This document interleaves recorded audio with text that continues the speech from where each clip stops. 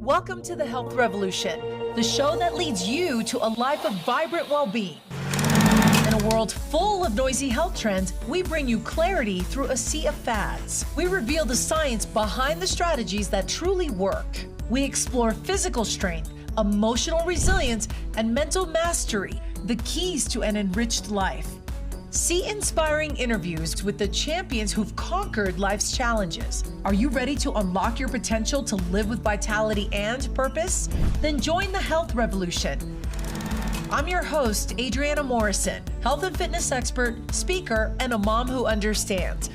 Let's embark on this transformative quest together. If you want to change the game, it all starts now. Welcome, everybody. You are watching the Health Revolution. I'm your host, Adriana Morrison, and we are delighted that you are joining us today, new and returning viewers. No matter which way you're tuning into us, please do not forget to hit the subscribe button. We want to stay connected to you. Also, at the bottom of your screen, there is a tab for show episode notes. Be very mindful of that. There's some important information about today's episode. And of course, you know, if you've been watching and tuning into our show, you know we talk about all things elevating the physical strength of the human body, emotional resilience, and mental mastery. Oftentimes, a combination of those as well. Today, we get to talk about what it means to have sacred healing from the inside out. What does it mean to heal? How can we apply that to ourselves? Do we realize the true power that we have within that we perhaps maybe that we're not applying in our daily lives? Today, we are delighted to have a guest who's going to dive deep into that. We've got a lot of information to cover for you. First, let's take a look at this. Let's get to know him. Meet Dr. Andrew Cort, a healing arts practitioner, author, and interfaith minister whose work bridges science, spirituality, and the subtle energy of transformation. In his book, Create Yourself Anew, From Above Down, Dr. Cort invites readers to stop chasing external fixes and instead reconnect with the sacred power within. Drawing on deep spiritual principles and mind-body healing, his message is clear. Transformation isn't something we wait for, it's something we create. With decades of experience guiding others through self-healing and energetic alignment, he helps people rediscover their truest identity and the tools to shape a life of intention and meaning. Today, we'll explore what it means to shift from survival to spiritual clarity and why healing begins when we choose who we want to become. Be here. I'm excited, and I know you're tuning in from the beautiful Woodstock, New York. And, you know, I love the fact that the message that you stand on, and you've worn a lot of different hats. Not only you're an interfaith minister, but also, you know, an attorney, you've been a teacher. Talk to us about how you've been able to get from there to here and what you do and why you do what you do today. Well, it's been an interesting journey with lots of twists and turns and not always logical. But I started out going to chiropractic school and becoming a doctor of chiropractic. And I got that degree in 1981. And I practiced chiropractic in New York City, in the East Village, for 10 years during the 1980s. I actually became interested in going to chiropractic school and getting into the healing arts. Well, there were several reasons, I suppose, but a very major one was that I myself had become very ill. When I was 23 years old, I came up with a somewhat debilitating, or a rather debilitating and severe case of psoriatic arthritis, very much like rheumatoid arthritis. And I went to Upstate Medical Center at that time. I was living in the central part of New York State, near where I went to college.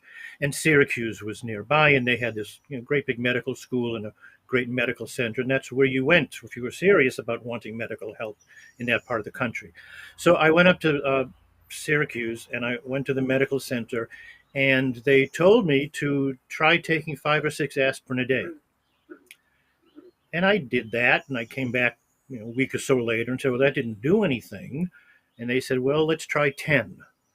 And to make a long story short, there were a few more visits. And when they got up to 20, I was smart enough, even at that young age, to know that I didn't need to add bleeding ulcers to the problems I already had, and that was not the way to proceed. Anything long term. And I remember asking the doctor, I said, isn't there anything you can give me that besides aspirin that maybe is stronger and could be really helpful? And he said, and to be fair, he was a young intern, he didn't have much experience, but he was a doctor. He graduated from medical school, and he was my doctor at the center. And he said, we do have some things that are much stronger that will make you feel a lot better, but they have a lot of side effects, and we'd rather not give them to you until you're bedridden. I said, bedridden? I was 23 years old. I said, so when do you think that will be? And he said rather nonchalantly, he said, well, the way this is progressing, probably within a year. That's when I said goodbye to standardized medicine for some time. I'll tell you later that I've got a renewed respect for much about medicine. I'm not anti-medicine. But I realized they had nothing of consequence or use to offer me at that time. I did then at that time start seeing people in various holistic practices looking for something that would help. And I saw a chiropractor. I remember telling my friends who recommended him that about the only thing that didn't hurt was my back. I didn't know why I needed a chiropractor of all things. But they told me that this fellow did a lot of things besides adjusting backs. He did a lot of nutrition and acupressure and other holistic things. And I should go see him. So I did. And my first impression, the first time seeing him, was, well, I didn't really feel much different or better, but he did something. He didn't just tell me to take pills and go home and come back in 2 weeks. He did stuff while I was there. And so I went back, and after about a month of seeing him every week, I noticed that it stopped progressing. It was still there, but it stopped getting worse day by day. I stopped finding a new joint every few hours. It was adding to the problem. And after a few months of seeing him, I genuinely felt a little better. Now, it didn't go away, but it was getting better. And I was very enthusiastic and went off to chiropractic school the following fall, thinking that I would, over time, get completely well. This seemed to be just what I needed. So I became a chiropractor, and I moved into the East Village in New York City. And I loved being in New York. I was in my early 30s. I was single. It was the center of the world, and it was a wonderful experience. And I suppose I can tell you frankly that being in the East Village in my 30s as a chiropractor, there were an awful lot of beautiful actresses and dancers who loved chiropractors and became my patients. And it was a great deal of fun in many ways. And I loved doing it. But I also had to admit that as time went by, even with ups and downs, overall, my health was deteriorating. And after 10 years, it was just too much physical exertion for me to have any more finesse and to be fair to my patients. And one day I was sitting listening to a new patient tell me their story, and I was thinking in my head, boy, you think you got problems. At that moment, I realized that this is not fair. I have to get out of it. And I looked for something that I could do that required abilities that I had, because obviously physical abilities, I should not be in a physical job under the circumstances. And I love to read, and I love to write, and I love to speak. So I should be a lawyer. So I went to law school when I was 40 years old. I got married when I was 40, and that fall I went off to law school. And I loved law school. I loved being a student again. I loved the student life. I loved learning new things. And the main thing you learn in law school is how to think a whole different way about rational ways of understanding things. And I found it just wonderful and fascinating. And then I became a lawyer, and I hated being a lawyer, just hated it. I hated all the adversarial anger amongst people and the nastiness. And I just didn't want to deal with that. And it was very uncomfortable. And I went into teaching. And actually, I had gotten a teaching degree, which I had never used before I went to chiropractic school, but I had this degree and certification in sciences and English and math. And I went into teaching, and I spent about 15 years as a teacher, mostly in inner city schools in Springfield, Massachusetts. During those years, medicine did come up with some things that finally helped. The arthritis, I'd say, got about 80% better, and I was functioning again and feeling alive again in ways that I hadn't in such a long time. It had really ruined my young adulthood in so many ways. But then I kind of came back into being alive again in my 50s when these new medications came out. And as a little bit more time went on, I became real interested in health and healing again because of my own experiences and history. And because I had all this knowledge and all these skills that I had learned years before, and I started researching what was new in the field of holistic healing and became very, very enthusiastic again and went back into the healing arts. Now, I didn't like being a lawyer, but I liked law school. What I got from law school was critical thinking, and it improved my writing and made me more coherent and made me more fair. So when you learn to become a lawyer, you learn not to make statements you can't back up just because you want them to be true. So that helped my thinking about healing and health as well, because I was in a very esoteric side of things. Frankly, I still am, but without the woo-woo kind of attitude about it. So and teaching the same thing. Teaching was helping people, being there with kids and hoping to change their lives. So I went through this long story and went back into the healing arts when I was in my 60s. And I have learned more and more, and I'm not practicing chiropractic anymore.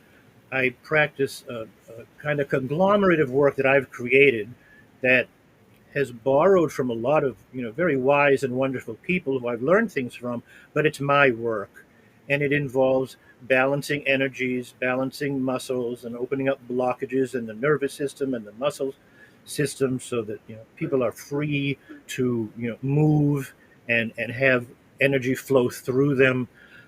I am a firm believer that this is a vibrational universe. And when you ask for healing, it's a benevolent universe. And the universe responds. And if I ask to be healed, healing vibrations will come to me. But if I'm like this, I can't let them in. And if my mind is arguing and screaming and yelling and my heart is full of anger and negativity, you can't let those healing vibrations in. So my work now is based deeply on getting rid of stress and tension and deep relaxation, letting go of all the negativity, and allowing yourself to heal. And when I say I do energy work, I don't fool myself into thinking that I'm pushing my energy into someone else. I don't see green light around their body and say, "Oh, I got to turn that blue," and I send my energy to fix them. What it means is I open them up to allow healing energies that come from well above where I'm standing to enter and function and work, and for them to allow and receive. And the energy work that I'm doing is almost more about myself. If I can lift my own energetic state to a higher vibrational, healthy level, their vibrational rate can entrain to that. One thing I do love about your very fascinating journey of the different chapters in your life so far. I love the fact that there's a level of curiosity that you've had from every stage. So when you didn't get answers from the young doctor, you didn't just throw your hands up in the air and say, "Oh, okay, this is it."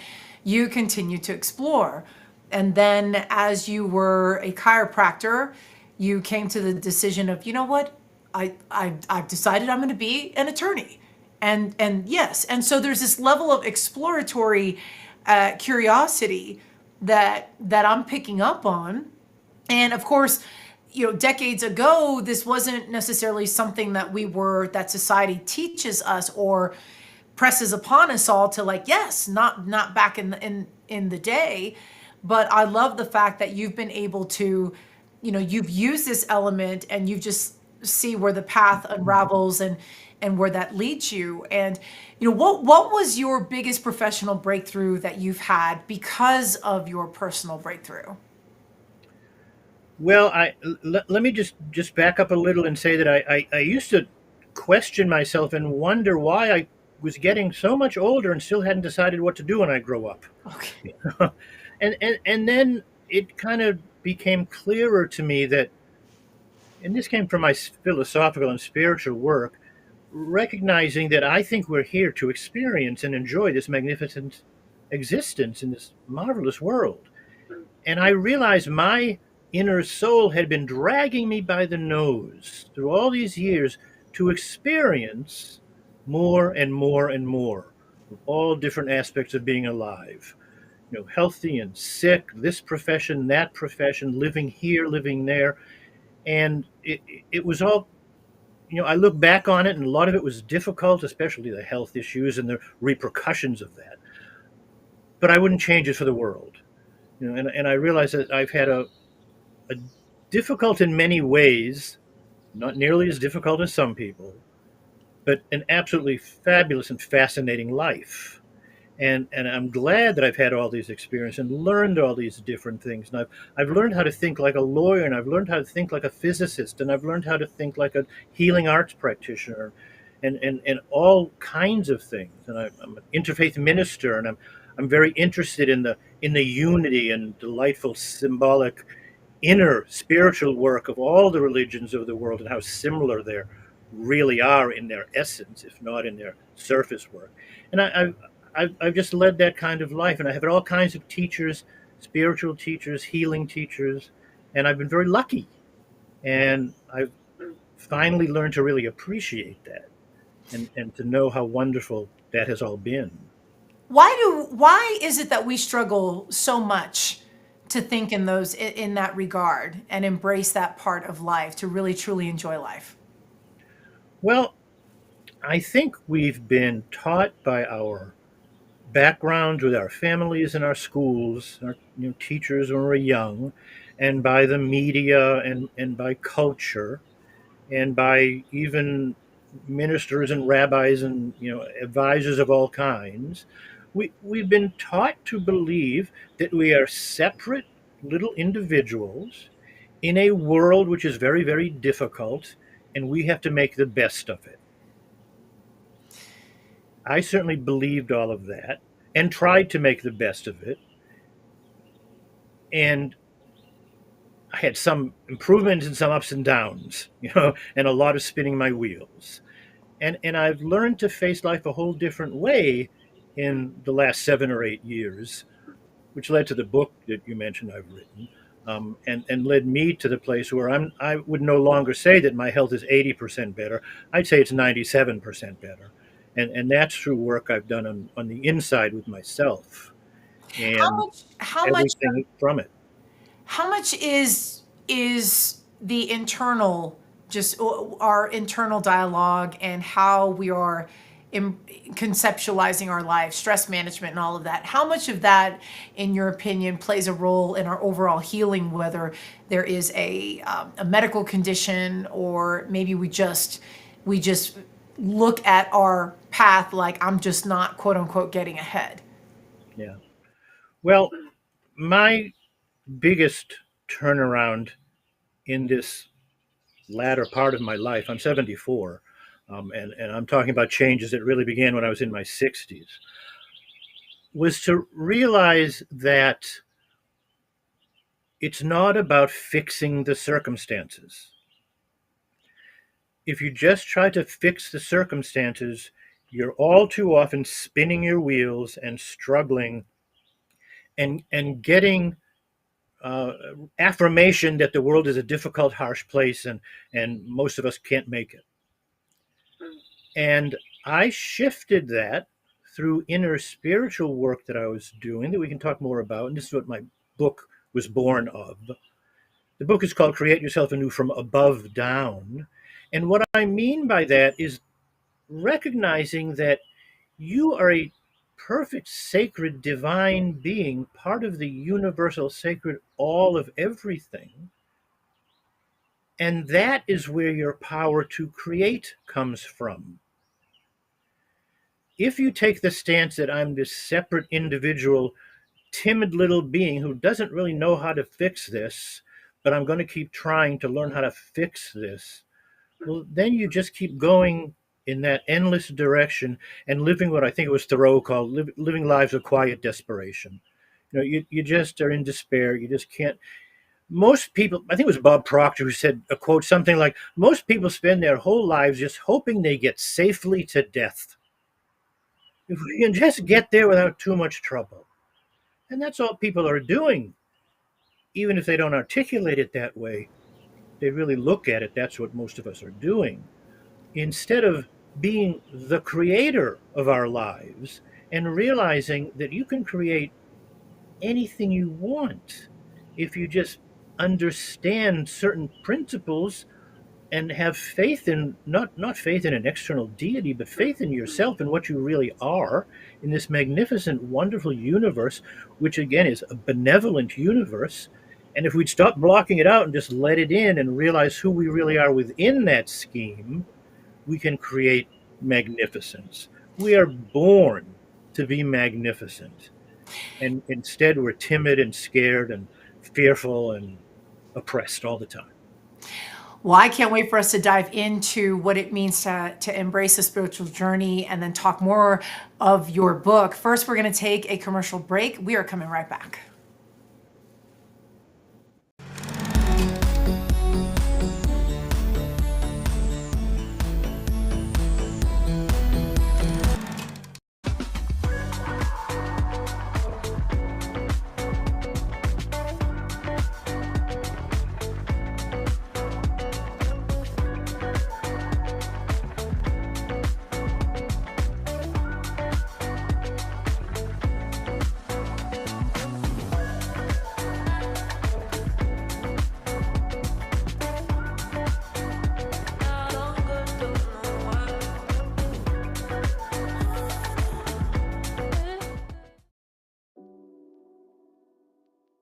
So in the calm bag, it has GABA, theanine, and taurine.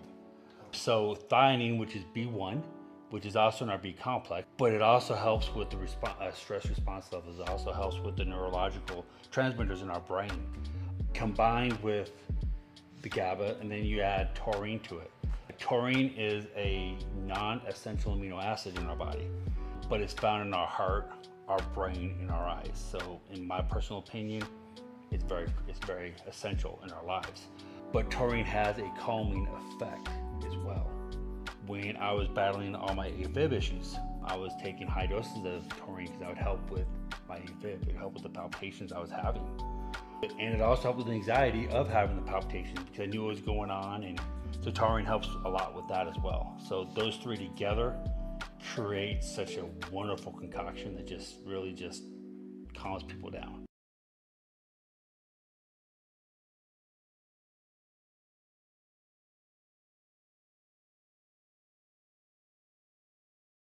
Introducing Launchpad, the perfect partner to help you launch your dream project to the world. We know that time is of the essence, and we're here to help you make the most of it. With Launchpad, you'll get access to the most advanced digital tools and strategies to take your idea from a mere concept to a fully fledged success. Whether you're an aspiring entrepreneur or a seasoned pro, we have everything you need to make your mark in the world. Launchpad, your ultimate launch partner.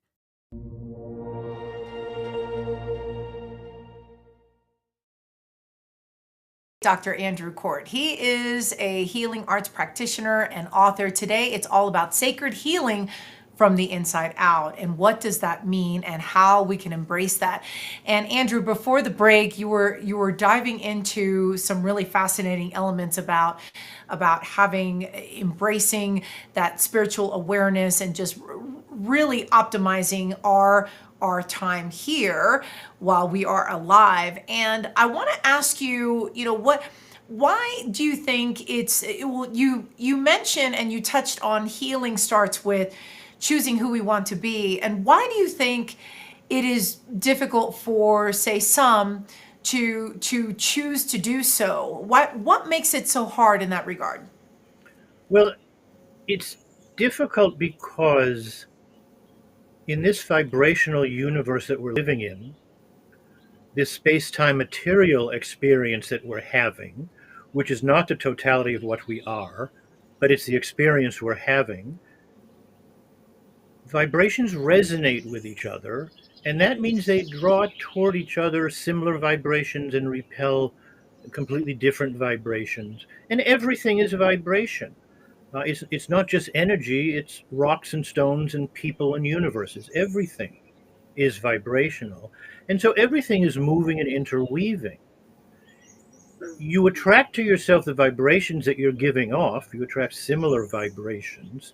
So if you're giving off happy vibrations, you attract happy things into your life.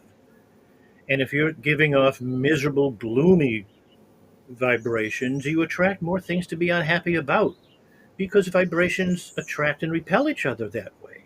And that's I don't think that's woo woo. I think that's pretty clearly how vibrations work with sympathetic resonance. Now, your vibration that you give off is basically comes from your thoughts and feelings, which come from what you believe. And something I say a number of times in the book and remind people is, you will always get what you believe you're going to get. If you believe that this is a wonderful, delightful, loving environment, this whole experience is benevolent and joyful, you'll have a wonderful experience. If you believe this is a terrible, difficult, oppressive world and bad things are always happening, they will, because you always draw to you what you believe, and tell the universe through your vibration is what you want. Now, people mistakenly think, well, if I just say I want a beautiful new Ferrari and I want to have my health get better and I want to have a lot of money, but you don't believe that. Well, that's where the vibration is coming from, and that's why people get upset because they don't get what they say they want, because the universe isn't talking to you in your words; it's talking to you vibrationally, And and it I has to do with you and your inner beliefs. and I would imagine that there are some people out there, some viewers who are maybe watching our show that might think, well, when they think of healing, they may think that, well, okay, my life is just improved. I have no health conditions, I have no health problems. And so, what would you say to the person who has a medical ailment and they find it hard to connect the dots? And they think of healing as, well, if I'm experiencing healing, that means my medical conditions are, are not to be. What would you say to that person? Well, there's an awful lot in that question, there's an awful lot in that scenario. Um, One of the things in there is that if your negative vibrations attract to you health difficulties, by the time it gets situated in your physical body in this space-time material reality, it's very hard to change that.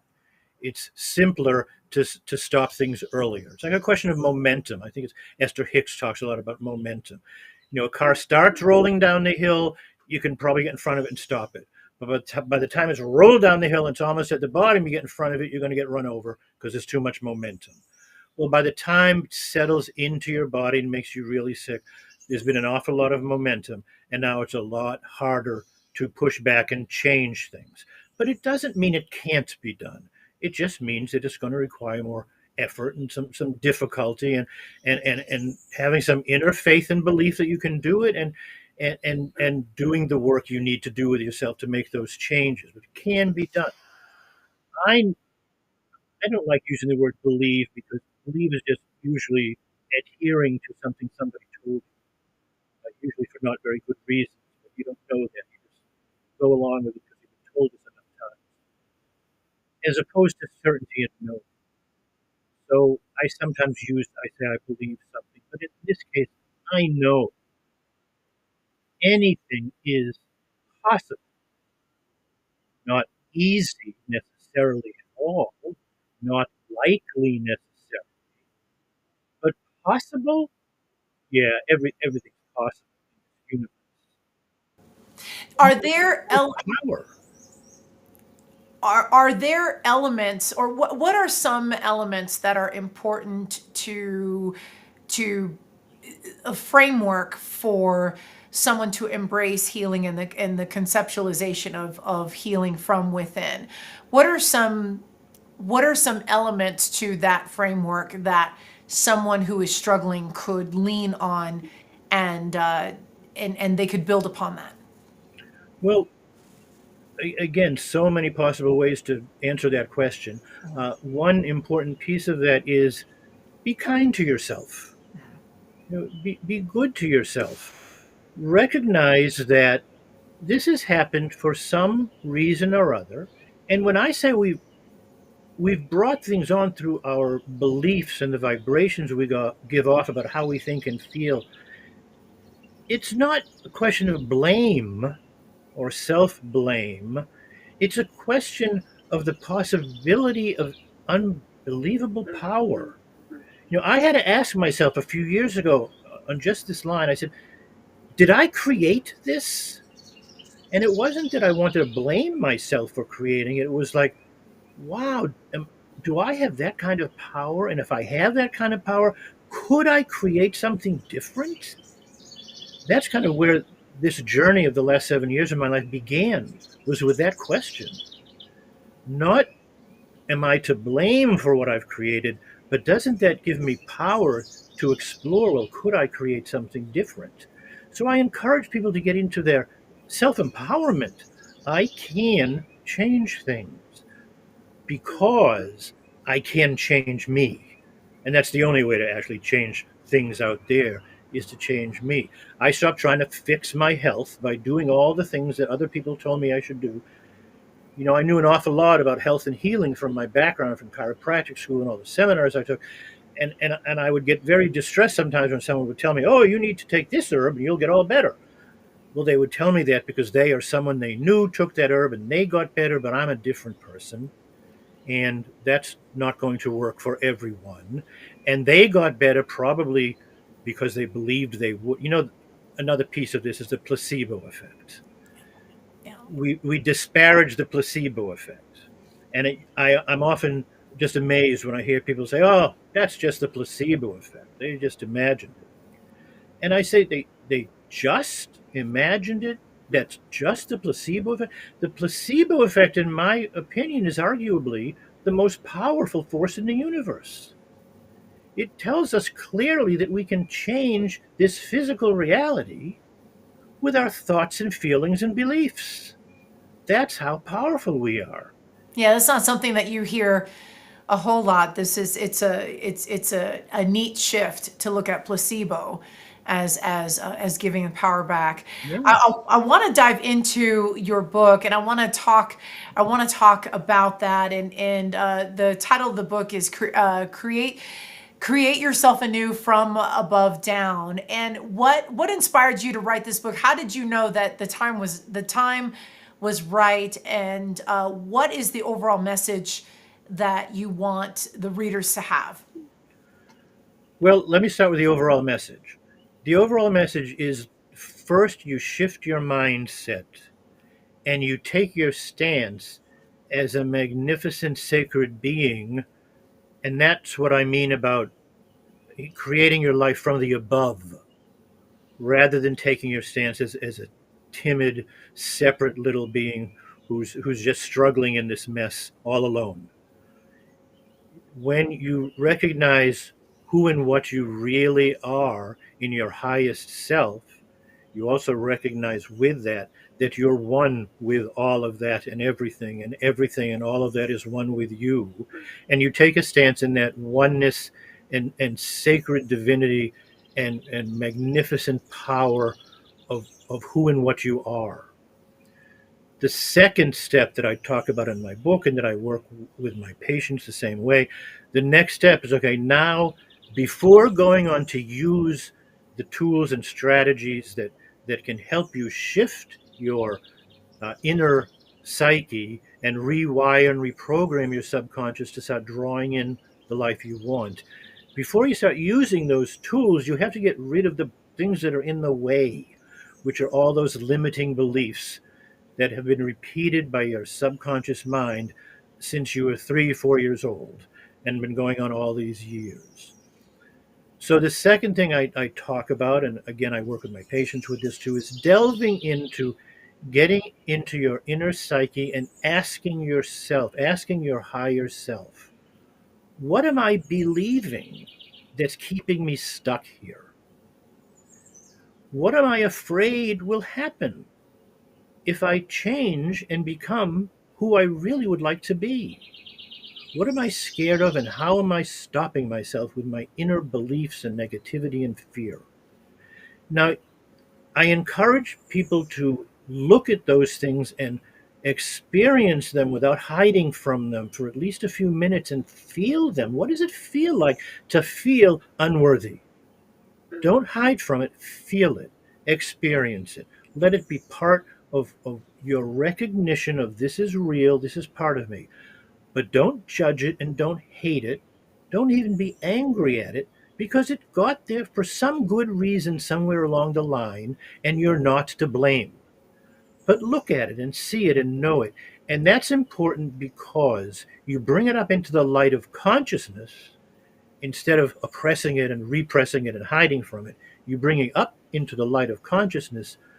Negative things don't like the light, and they dissolve and disappear when they're brought up into the light. And I should add a caveat. They don't exactly disappear because they have nowhere to go. Nothing disappears in this universe. But what you can do is dissolve your attachment to them by bringing them into the light and just seeing them and allowing grace, I would say, to just wash the attachment away. You don't do it, you allow it. And do you notice that that each generation conceptualizes that a little bit different? Do you notice that, say, or what's your take on how different generations perceive like their power and being able to, to look at embracing light in this manner? What have you noticed about the different generations? Well, let's see. I don't think I've particularly noticed, and I'm not saying it's not there, I don't think I particularly noticed that boomers and Gen Z and these various labels we give the different generations as they statically exist side by side right now, how different they are. Because it's really a progression and maybe more of a spiral because everything changes, but we come around to some of the same growth experiences as we grow older and as we learn more. We're all people, in many ways we're all the same, even though in many ways we're individuals. It's a wonderful dichotomy. We're individuals and we're individuating within this oneness of which we're all a part, all at the same time. So it's a wonderful dichotomy, and it has always changed because nothing stays the same. It was my generation, I'd come home from school and Dad was at work and Mom was there taking care of the house and the kids, and that all changed, later in my lifetime, and now both parents are working and the kids are out in the streets a lot more, so they learn things a whole lot differently, and then the whole technological changes which came along, and people being just entertained all the time. And never really communicating the way we used to with nature and each other when I was young, which I think is a loss, but could become something good. We'll see how it works out, where it leads. It's change, and as I said, I'm 74, and I might not like it so much. And part of me is a grumpy old man kind of thing. But I know that's how my parents and grandparents thought about me. So I know that everything is going along ultimately just the way it should, and everything is going to work out however it needs to work out. But I certainly think that the old medieval or even ancient idea that you spend your young adulthood with the householder mentality and earning a living and taking care of your family and taking care of your children, and then you become free when you're older to then go into an inner spiritual life because you don't have those responsibilities anymore. And that's an advantage.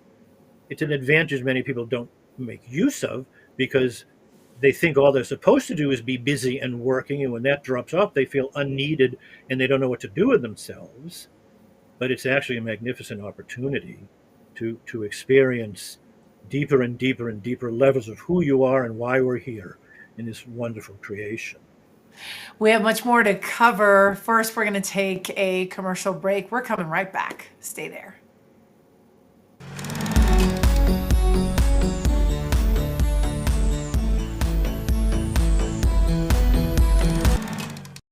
Welcome to Renew Laser and Skincare, where beauty meets technology.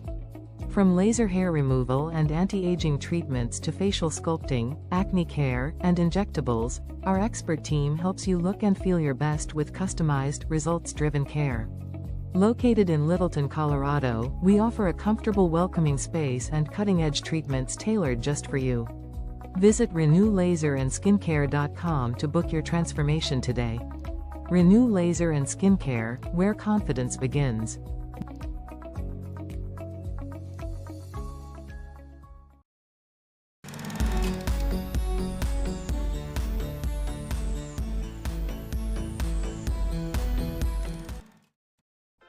Hi, I'm Adriana, and welcome to Fit Bites. Today, let's talk about collagen, a protein that plays a vital role in keeping your skin, joints, and connective tissues strong and healthy. Now, collagen is often called the glue that holds your body together. It helps maintain skin elasticity, promotes joint mobility, and supports healthy hair and nails. But as we age, our body's natural collagen production decreases, typically starting in our mid-20s, which can lead to wrinkles, joint discomfort, and weaker connective tissues. Now, the good news is you can support your collagen levels. Foods rich in protein, for example, like chicken, fish, and eggs, they provide the building blocks for collagen production. Vitamin C is also essential. Citrus fruits, bell peppers, and leafy greens, for example, can boost your body's ability to produce collagen. Supplementing with collagen peptides has also become popular and may help improve skin hydration, joint health, and overall resilience. Just make sure to choose a high-quality product. Remember, collagen is more than just a beauty trend. It's key to staying strong and feeling great as you age. Stay proactive and take care of your body from the inside and out. Stay tuned for more Fit Bites with Adriana.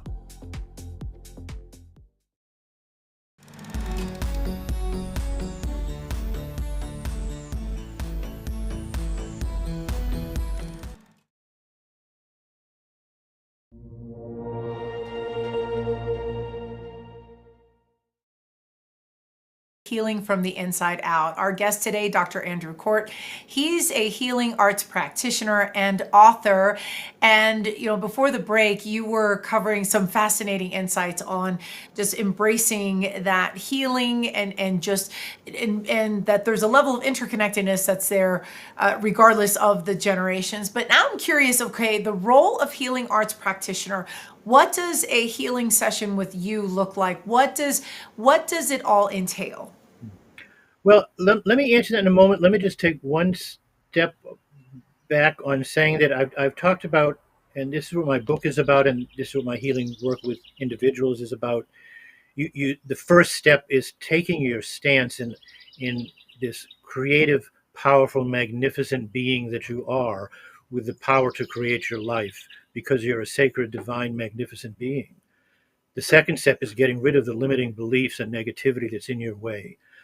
After that, then I think is when it becomes effective and useful to use all the tools of manifestation that everyone talks about.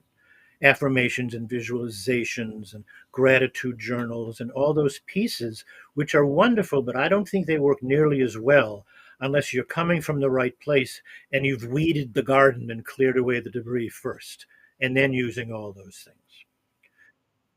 You talk in that clarity, in that it sounds like having that moment of being able to sit in stillness and identify and being able to understand the place where someone is before then the next steps. And so the sequence is something that, from what you're saying, is essential so that the healing can grow, the healing can begin. Yes, I think so. Yes. I think that sequence is critical. And I think people jump to the end. So for instance, if you're having trouble with poverty issues and you start affirming all day long, I am wealthy, I am wealthy, I am wealthy. But there's this inner voice that's been saying for the last 30 years, no, you're not, no, you're not, no, you're not. That voice is going to win. The one that's been entrenched all these years, that's what you really believe. You have to deal with that before you shift to rewiring yourself with new affirmations. You have to deal with what's really there and has been there, and shift your whole outlook and deal with all that, and then start the rewiring process, if you will, the realigning your inner self with who you really are and then who you choose to be. And so, in essence, no cutting corners. So there's No cutting. no cutting corners at all. So then, as a healing arts practitioner, I was fascinated when you first told me that, because it just, in my mind, there's no, it just seemed multi-dimensional. It seemed multifaceted with all that you do. When you address, when you work with others, what does that look like? Well, I spend a long time. I spend 90 minutes with people. I think that in itself makes me pretty unique. I spend a good 90 minutes and sometimes even a bit longer with a patient each time I see someone. The first thing I do is I address if they have any particular aches and pains and physical complaints that I can help with. And I have a lot of skills from my chiropractic days and all that time long ago, working with applied kinesiology and different ways of dealing with aches and pains. I certainly pay attention to that. I pay attention to what my patients know they need, and we start there. Then I work on getting them very deeply relaxed and balancing out the muscle tensions and balancing out the energetic blockages and allowing blood to flow and nerve energy to flow freely through the body and get them deeply, deeply relaxed so they allow healing vibrations in. In all of that and in all my work, I do not claim to be a healer. They're the healer. I claim to be a helper. I can be helpful to them in their self-healing efforts by being a bit of a guide and by helping to get them relaxed and get those tensions out of the way. I then get them into a kind of trance-like state. I do a typical countdown, 10 to 1, and bring people down deeper and deeper and deeper. Of course, they're already very deeply relaxed. And my goal is to get them into what I call a theta state. It's the state hypnotists get you into where your brain is giving off theta. And in that state of consciousness, you are able to allow in new ideas and listen to new ideas and talk with your inner self about what's going on. And I get them into that state and have them ask themselves the kind of questions we talked about earlier. What am I believing that's holding me stuck here? What am I afraid of that's holding me stuck here? And what would you say? What should I do, if anything? Or should I just surrender and be patient? How should I proceed? And asking your inner self these questions. Then when some of that, at least in session by session by session, gets cleared away, then I start using my voice to help them get new ideas through the theta wave state of mind of what they told me they want. And I have them give them some affirmations that now they can repeat, have them go through a visualization of the kind of life they want. I have people breathe in and out through their heart while they're doing that. So they're stimulating their heart chakra and their emotions and feeling what they're visualizing.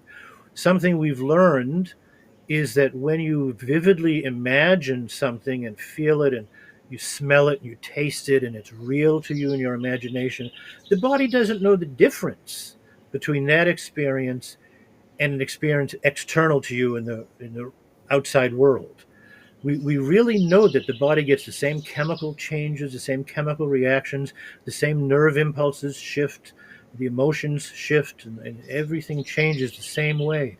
So affirming what you want from that stance of power and clarity, and then visualizing the life you want and seeing it is how you draw it into you and blend with it.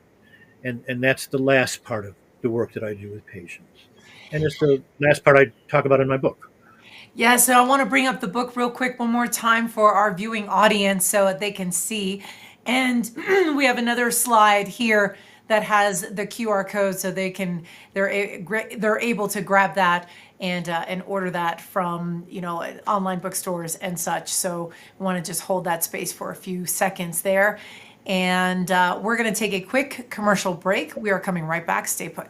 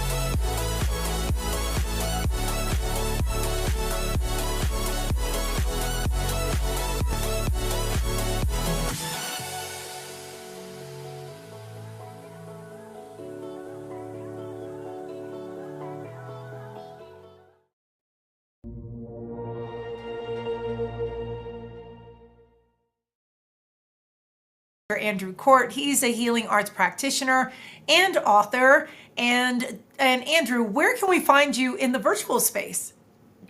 The best place to find me is to go to my website, and it's very easy to remember. It's just my name. It's www.andrewcort.com.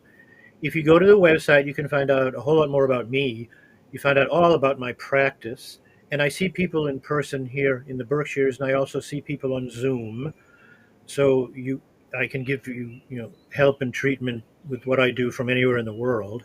You'll also find out about all my books, including this new one. And you can order it directly from clicking on the website. It's in paperback, it's in Kindle, and I narrated the audio, so you can listen to it.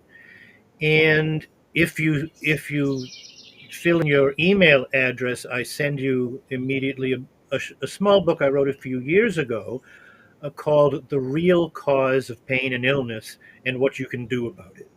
It's kind of a self-healing guide with lots of information.